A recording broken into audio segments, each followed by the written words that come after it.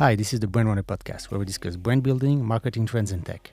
On October 7th, the terrorist organization Hamas entered Israel ground and committed crimes against humanity. Rightfully so. Since then, Israel entered a war against Hamas to eradicate this terrorist organization, rescue the hostages, and make sure that this does not ever happen again. Following these events, we saw a frightening rise of antisemitism worldwide. From pro-Palestine protests to violent aggression against Jews, and even the Magen David tags in France, it feels a lot like we're back in the 1940s all over again. Not truly understanding the events and their implications, a lot of people are currently protesting against Israel and even boycotting companies that support Israel, Israeli brands, and Israel-funded brands. Brands are caught in a crossfire.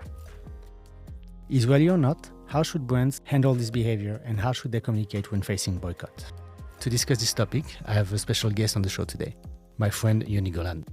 Yoni Golan is a former head of innovation and digital video at Keshet, the major media and news outlet. And now, Yoni Golan is a colleague at Monday.com and is a content creator, creating a lot of cool thought leadership pieces, raising brand awareness for the company. Hi, Yoni. Hi, Fabien.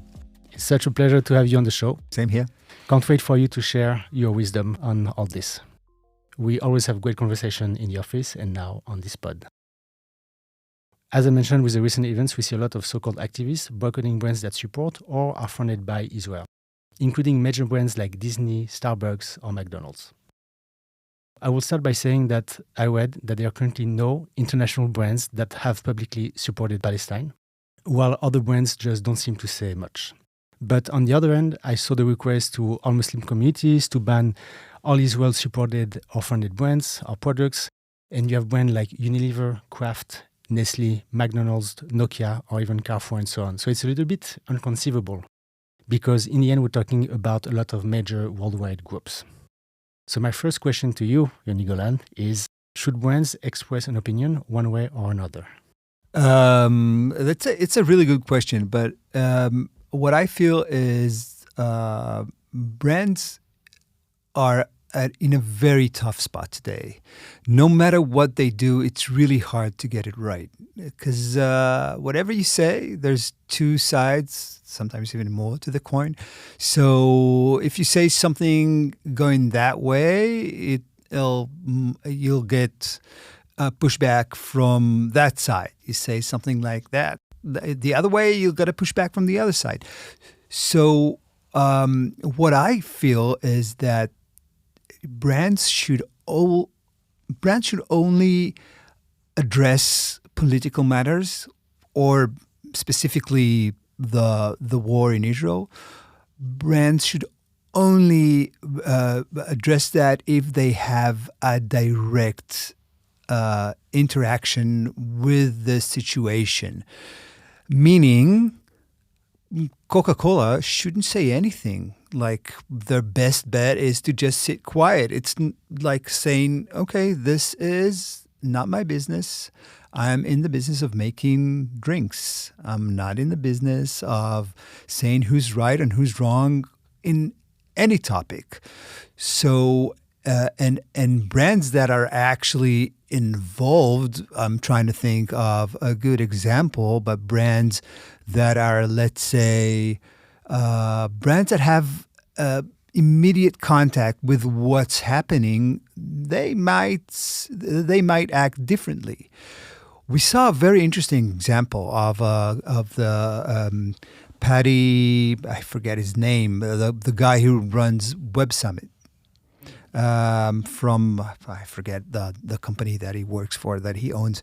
And he was right off the bat saying the Palestinians are the victim and Israel is the oppressor. And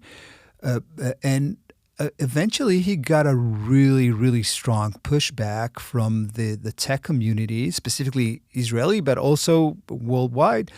And apparently he should have kept his mouth shut. He should have just say, okay, I'm not a geopolitical genius. I don't know all the information. And why should I weigh in something that is not my business? And if I think, generally speaking, That's how brands should consider it. They should not, and I'm not talking just about the Israeli-Palestinian conflict. I'm talking in general. Why, unless you're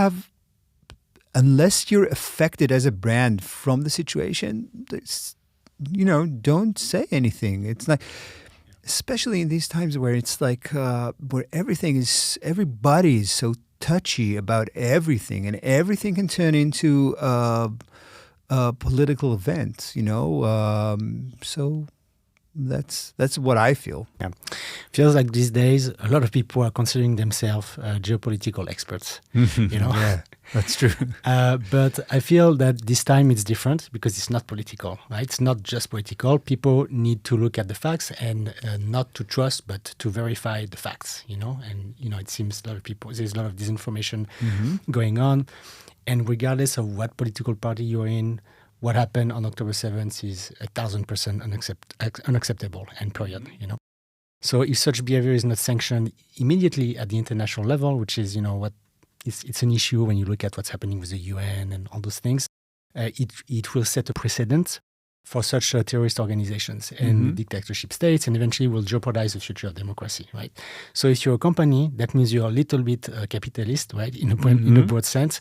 And if that's so, that means you're supporting democracy also in some extent. So not taking a stance against this and having zero tolerance against anti-Semitism and terrorist advocating is basically saying it's okay, and shooting yourself and other brands in the foot in the long run. Okay, so I think you mixed a couple of things, because terrorism and anti-terrorism and anti-Semitic stuff is two different things. I think that I think at the end of the day, when you look at a brand, specifically a public brand, right?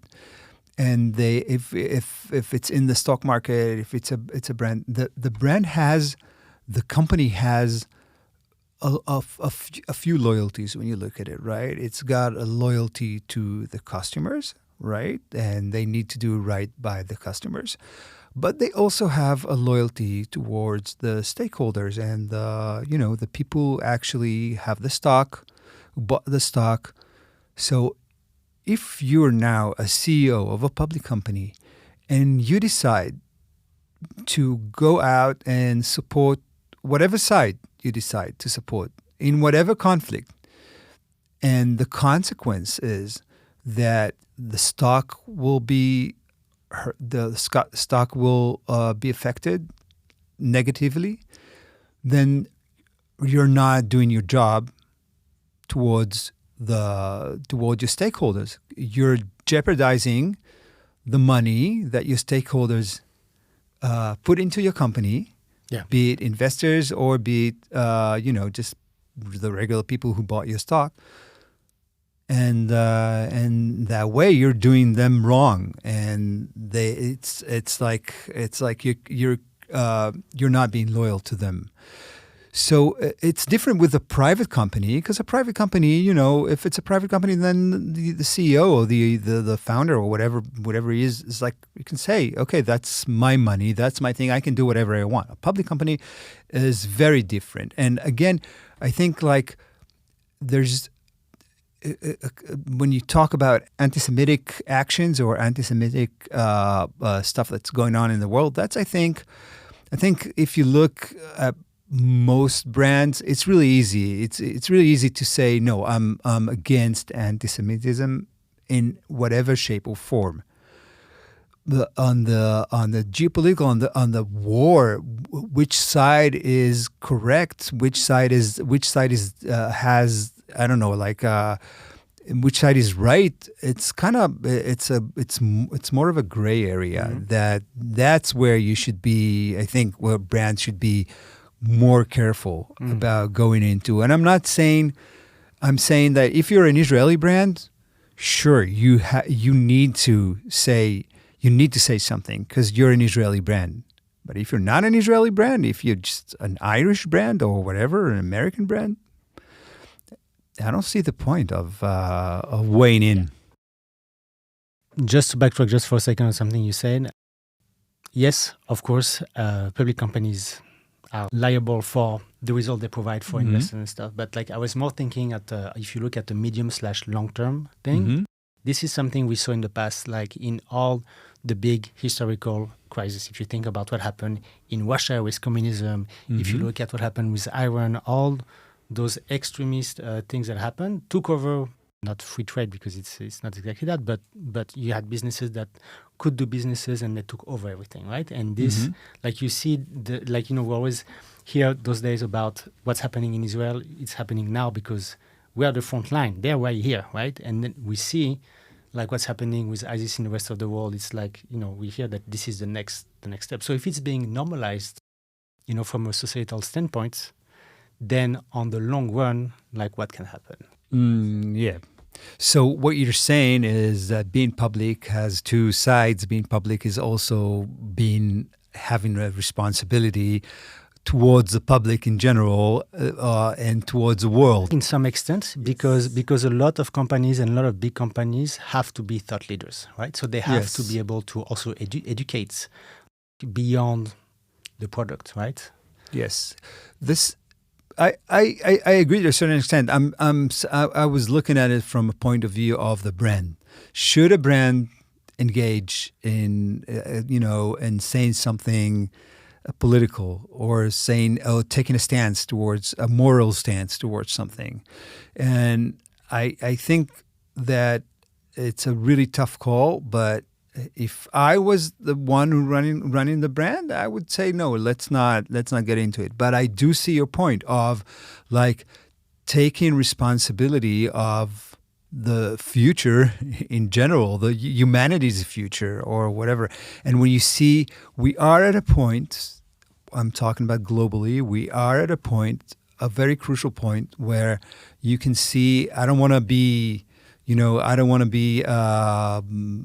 kind of doom and gloom, right? Like, but there is a chance that this is the start of a third world war, kind of. It's not on a very low fire at the moment, but it could develop in a couple of weeks into a global conflict. And yes, I see your point of like brands saying, okay, I have a responsibility because I'm so big and because I'm so influential, because like in the past few decades, governments have the power of the government has diminished, and the power of the brand and the power of big corporations, global corporations, is maybe more powerful than the countries, than the governments themselves. Like when you look at Elon Musk or Mark Zuckerberg or Satya Nadella or whatever, those, or Sundar Pichai, all those CEOs now hold the power, a much greater power when you compare it to governments or the European Union or the United States government. Those corporations now hold a much bigger power than ever before in history. You can argue that basically they run the show more than governments themselves. So yes, and in that sense, companies, brands have I don't want to say obligation, but have a moral obligation to kind of weigh in and say, okay, this is what I believe, this is wrong and this is right. But from a more practical point of view, for them, it's not always the right thing to do. But it doesn't. That's like I separate that. My personal opinion is that if they would do that, that's amazing. That's amazing. That's wonderful. If Microsoft or Google or Amazon would weigh in and say, we condemn that kind of violence, then great. I'm not sure they see themselves as they don't see it as their job to do that. With so many pro-Palestine marchers calling for a ceasefire, should pro-Israeli brands be more concerned about the scale of the pro-Palestine sentiment? Yes, of course. It's the way the velocity, the speed of things happening today is unparalleled to any other time in history. What happened is that the social networks made everybody, every man is a channel. Every man is a news outlet, because every man has an opinion. In the past, yeah, sure, everybody had an opinion, but they couldn't make it heard. So now everyone is a broadcasting station, a small one, but some of them aren't that small. So what you see is this kind of sometimes it's a herd mentality, but sometimes it's also just the way that the media landscape had changed so much that that things happen so fast that it's there's a saying that a stone that one stupid person threw into a well, like 100 smart people would not be able to get it out, right? So it's like one false action can snowball into something like you could not expect because of the velocity and ferocity of the way that people react to everything. There's an overreaction, right? The thing is, a lot of people make, they make a living out of reacting to events, right? They have their podcasts, they have their whatever social assets, and they thrive on that. So that's another thing that makes a snowball even faster and bigger. So it's. I think, like, it's very to your question. I was just blabbing on, but to your question, yes, every little incident can snowball into something very, very dangerous for a brand. I hear some Israeli companies that have other branches in other countries. Now they're advertising themselves from that country instead of Israel to avoid any backlash. Like, think about a tech company that developed a small CRM solution. Instead of saying they're based in Israel, they will say they're based in Spain or in the UK. What do you think of that? Again, as I was never CEO of any company, so I didn't have to I was also always in creative side, and it's easier to sit here and and do your creatives and not have to deal with consequences of. But if I was a CEO, where's my first loyalty lies, okay, or the loyalties, okay, with the people who invest in the company and with the employees. What happens if I decide to be I say, oh no, I'm going to take a stance on this. This is too important. And then as a consequence, 2 months later, I need to lay off 50 employees. And have I done right? No, I need to take care of the employees. I cannot take chances. These are people with families. These people who invested in my company. So what is the right thing to do? The right thing to do, I think, in the short term is to make sure that you're able to sustain your company and maybe take actions, in a more thoughtful kind of, in different ways, other than just being very blunt or going out to social media and being, saying outrageous stuff. That's what I think. But I respect, I respect people who decide to follow their conscience and say, okay, I cannot be silent about this, and no matter what the consequences are, I'm going to say my piece. That's admirable, but it's risky. Yeah. It reminds me in a sense of brands like Chick-fil-A. You know Chick-fil-A? Mm-hmm. Okay. So they've been notorious for two things in the US, right? Their chicken sandwich and being an anti-LGBT brand, and they used to like completely openly advertise it, and that, like, at least when I was there, it got them a lot of issues, backlash over the years, but that's a different topic. Now we'll switch on the other side. We talk about the brand side, and I'd like us to talk for a second about the employee side. Often, employees of companies should not advocate their political views on business channels because it can be perceived as representing the company's view and can have, ramification and consequences on the company side, right? So since the October 7th, my LinkedIn has been filled with reactions from people from all over the world, right? And my wife also showed me the other day some extract from Slack channels from companies like Amazon and from educating sounding people. I mean in the form, not in the content, posting things full of inaccuracies and misinformed opinions, spreading more, disinformation.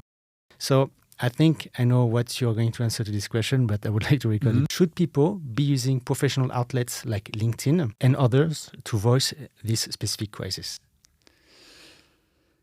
It's a tough one. It's a tough one because there's no really right and wrong here. It's like you can only say in hindsight, this was wrong to do because it had such negative impacts.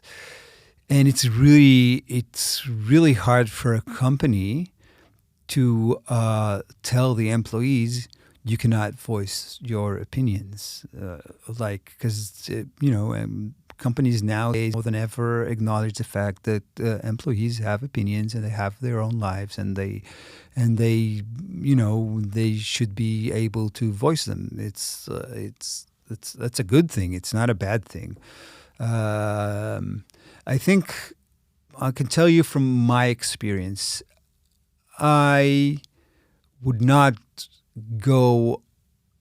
If I were to say anything about the situation, I would do it in a more private outlet, let's say, or a more like an outlet like, let's say, Facebook or TikTok, where I am not perceived specifically as a part of a company. When you go on LinkedIn, it's very obvious. It's got the company's name under your title. It's your face and then the company that you work for. Then that's just that's just reckless or just like inconsiderate. It's inconsiderate towards your employers that you're kind of dragging them into this without asking their permission, just because you have your snowflake opinions and you want to voice them everywhere. You have your outlets. If you go voice your opinion on Facebook, and it doesn't say, or it says very in a corner that you work for a specific brand, then okay, fine. People get it. People get that this is your opinion. Although, if you're, it depends also. If you're from senior management, then even if you go on Facebook, and then you can get your company in trouble. And plus, if you're not sure, then you can gently find out if that's okay with the company that you work for. It's like people are very kind of say, oh, I'm gonna say whatever I want. You cannot tell me what to say. You're just and that's not true. You live in you make a living out of the place that you work for, and it's a two-way street. They need to be considerate of your needs, but you also need to be considerate of theirs. Yeah, because you are an employee, but you're also you need to respect the brand that you work for. I'm not sure I answered your question. You did actually answer to my next question. Okay. I was going to say that it feels, at the same time, it feels almost out of place not to address the crisis in every post because of the disinformation going on. And because in the sense we're mourning as a nation, we are mourning as human beings, and we are mourning. So it feels almost out of place to comment or to post about anything else, you know. At the same time, business is business, and it needs to continue and deliver. So I was going to ask, you know, how do you think business and workers, whether they're, you know, employees or independent, can strike a balance? You know, what is that appropriate behavior, you know? Okay, so I think like there's a difference between taking a stance on political issues or who's right and who's wrong, and expressing your personal feelings. You can say, "This is a tough time for me. I'm mourning all the people who died in vain. I'm dreadful of the terrible violence that we've experienced." It's different than saying the IDF should do this and that, or the government should do this and that, or pointing the finger and whose fault it is. It's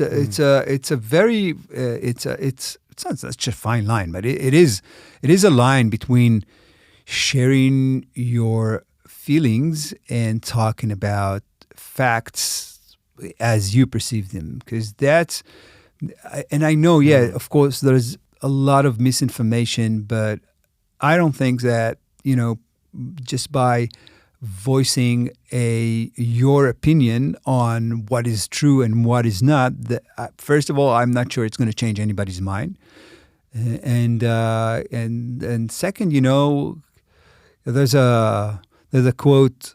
Maybe it's too crude for this podcast, but I'm going to say it anyway. You know, they say opinions are like assholes. Everybody's got one.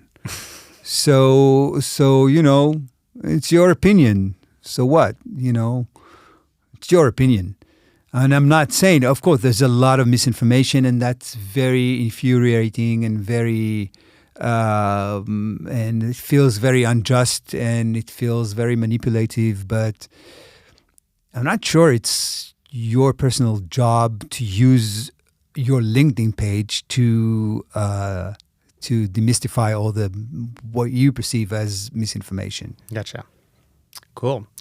On this great quote. You like that quote? I think it's you didn't know it? I'm going to use it. I think it's a great way to place to end this episode. Maybe you have some word of end words or something you want to add. We live in a very confusing times. In a very confusing time. It's almost impossible to do the right thing. So a lot of the time, the right thing to do is just keep your mouth shut. It's not nice to say, but when you have responsibility towards employees and towards the stakeholders, that's what you need to do. And on the other hand, as I said, I respect the ones who have the courage to take the risk.